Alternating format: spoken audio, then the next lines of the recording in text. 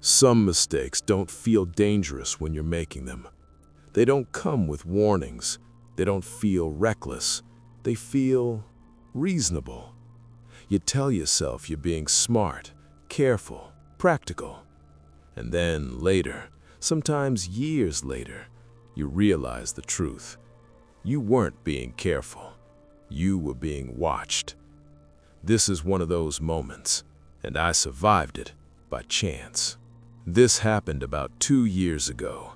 I was driving home late at night after a family reunion. It had been a long day, too much talking, too much noise, too little rest. The drive home was almost 2 hours, and I decided not to stay overnight because I had work early the next morning. At the time, it felt like the responsible choice. Most of the drive cut straight through miles of dense forest, tall trees, thick brush, no houses, no streetlights, the kind of road that feels isolated even during the day. At night, it felt like the world ended just beyond my headlights. The darkness wasn't empty. It felt full, heavy, like something was waiting just outside of sight. About 45 minutes into the drive, the exhaustion hit me. Not slowly, not gradually, all at once. My eyelids became heavy, my focus started slipping, the road blurred at the edges. I rolled the window down, turned the radio up, changed stations.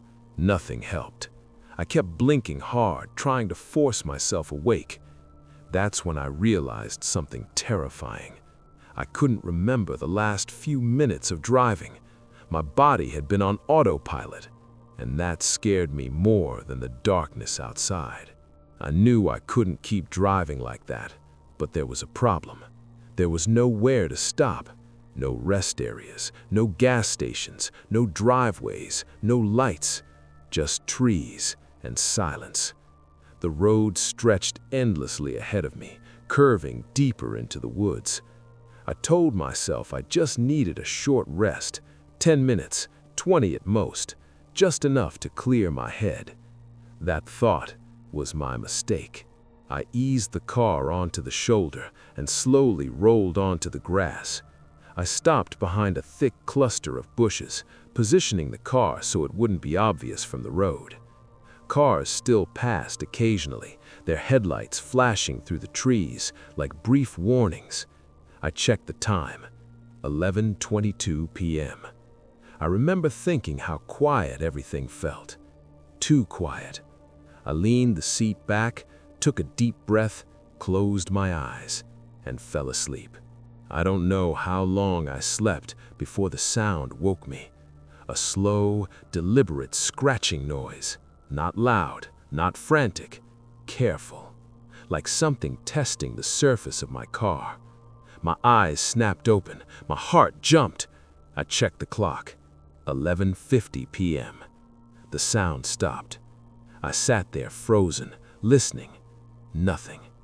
I told myself it was an animal, it had to be, but something about the sound felt intentional. Still, exhaustion won. I closed my eyes again. The second time. The scratching came back harder, longer, closer. Scratch, pause, scratch. I checked the time, 12:40 p.m. My heart was pounding now. Animals don't behave like this. They don't return after nearly an hour. Slowly, I raised my head and looked into the rearview mirror, and for a fraction of a second, I saw movement. A tall, dark shape retreating into the trees. It didn't run like an animal. It ran like it knew it had been seen. Every story I'd ever heard about isolated roads flooded my mind. I didn't wait. I started the engine and pulled back onto the road.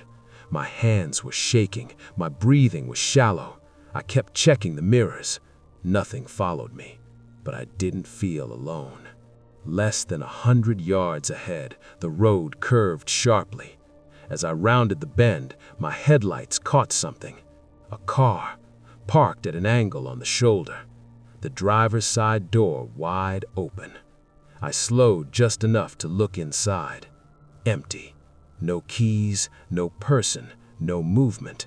It felt staged, like bait. I glanced into my rearview mirror. Nothing. Then suddenly, a man burst around the corner, running full speed towards my car. He was shouting, waving his arms. His movements were frantic, desperate, but something about him felt wrong. Every instinct in my body screamed danger. I didn't stop. I accelerated, and I never looked back. I drove until the road changed, until there were lights, buildings, other people. Only then did my body relax. To this day, I don't know who that man was. I don't know what he wanted, and I don't know what was scratching my car.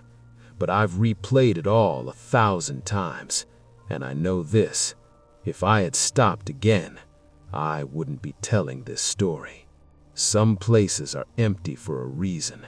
Some roads don't want you to linger, and some mistakes you only survive once. If you're ever tired on a deserted road, don't stop. Keep driving.